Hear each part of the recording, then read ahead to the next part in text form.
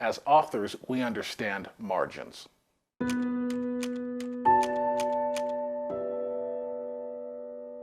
Imagine your page with all the words, but a bunch of letters are missing and they're out in the margins. As an author, we'd want to put those letters back.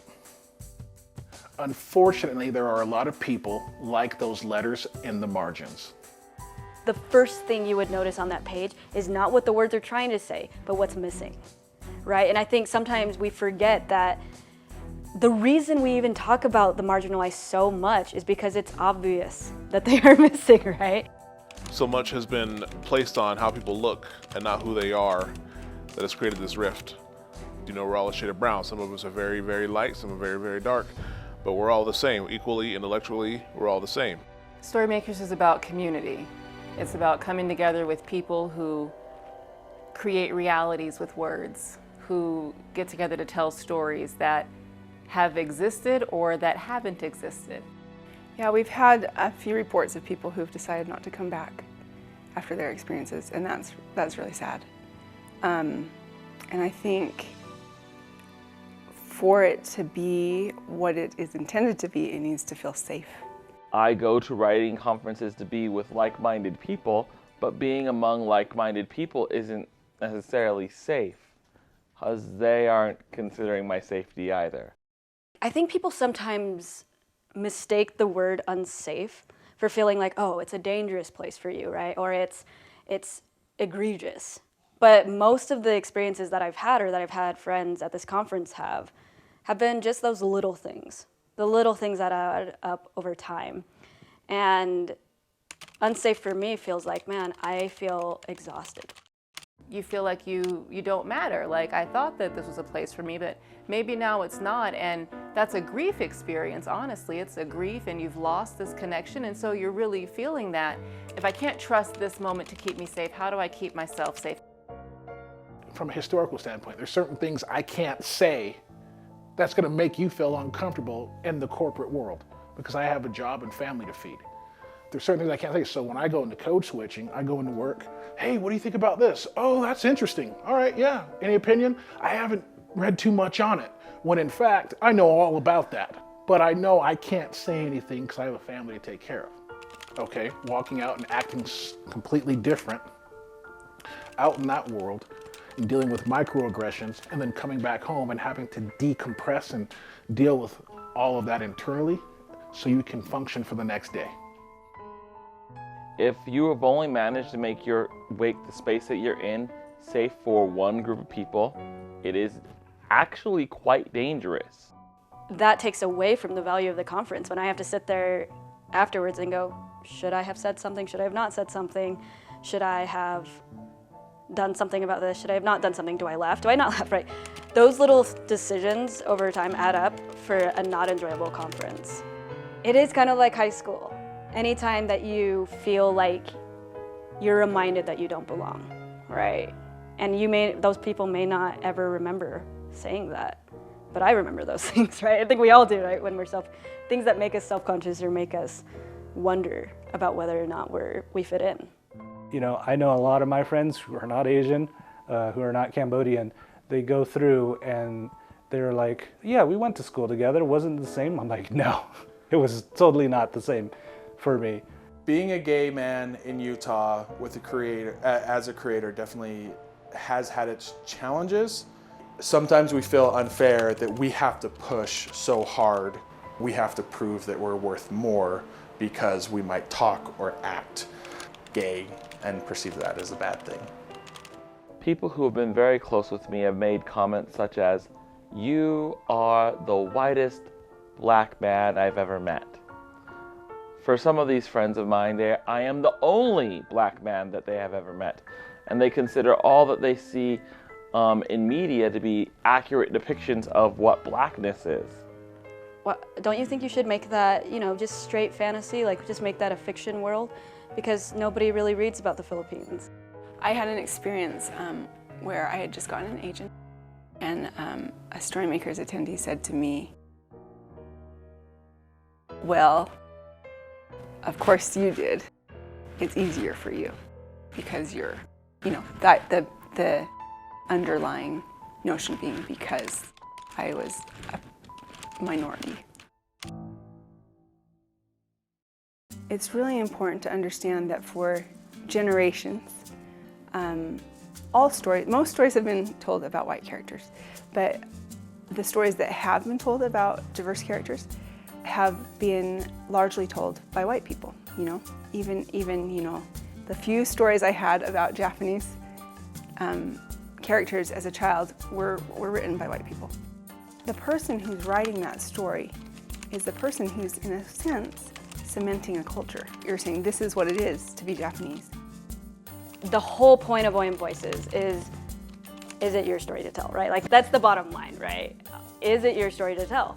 And what I mean by that is I don't feel like people who are using Own Voices or trying to write under the hashtag Own Voices are trying to take away from anybody else's story. They're not saying, you can't write this. They're just saying there may be somebody who can tell it in a more authentic way. Own Voices exist because there were some people who didn't get to tell their stories. It's an invitation for everybody to support their fellow authors, right? To support stories. Like, isn't that what this whole industry is about? Is storytelling. If it's fantasy, sci-fi, things like that, then, I feel like the imagination, you can do what you want, but if it does have a cultural impact, what you're doing, I feel like just consider how it affects those who are going to read it. Just realizing that if you do it wrong, it almost discounts everybody else's experience. The reader's going to be like, this guy doesn't know what he's talking about, so it even takes a little bit of the credibility away from the writer. But then it can also be harmful if we feel like we're entitled to tell the story because we like it. And it's a dance. It's a delicate relationship, and the question becomes, how do I tell the effect of this story on me in a way that honors its impact? Talk to a black person, talk to a black woman, talk to a gay man, talk to a lesbian woman. Talk to them, talk about their story. And there's so much more to minority communities than what's actually being expressed. And vice versa, don't be scared to share your story. But I'm not going to just write about black culture or white culture. Personally, I want to write about all the people, everywhere. And that requires me to do the work to not just know where they're from, but to know their hearts. And you don't get there without talking with them.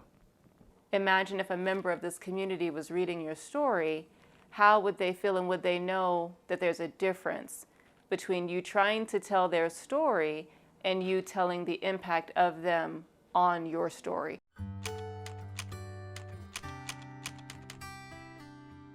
Okay, y'all. This is the time for hard truths. And these are not going to be things that are fun or easy. My idea of a safe space is I can go in and speak how I choose to without being ostracized, judged, or kicked out of the group. It's on us who feel safe to understand from others what makes them not feel safe. When you think about the Storymakers community, we want to come at this as a whole. These marginalized communities are needed. They're not just needed, they're necessary. When people feel seen, when they feel represented, that is when you achieve safety. That's awesome because you're getting a variety of stories and then they can intertwine and you understand the complexities of why things are the way they are. There are going to be procedures and policies that are probably going to come into place, right? Like pronouns. That's a huge thing. You may not agree with pronouns, but at the end of the day, it's not about you, right? It's about making sure that other people feel like they have a place too. I think one thing that we can shift our thinking in is that idea that people are coming in and taking our spots.